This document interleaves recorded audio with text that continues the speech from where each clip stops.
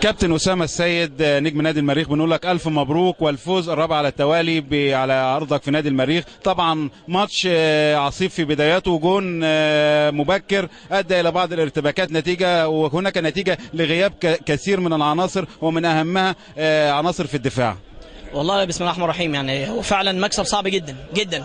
احنا كان غايب عندنا في مصطفى جعفر واحمد امين، وغايب عندنا العجوز، فيعني بس احنا عندنا لعيبه كويسه، عندنا في كل مركز في ناس كويسه، لكن احنا برضو ممكن تقول ان احنا ترخينا في البدايه، ترخينا برضو المنافس. انت بتتكلم ان هو جاي عنده 3 بونت او 4 بونت، فبرضو احنا كلاعيبه ترخينا، لكن الجون بصراحه اللي هم جابوه فوقنا واحنا فوقنا.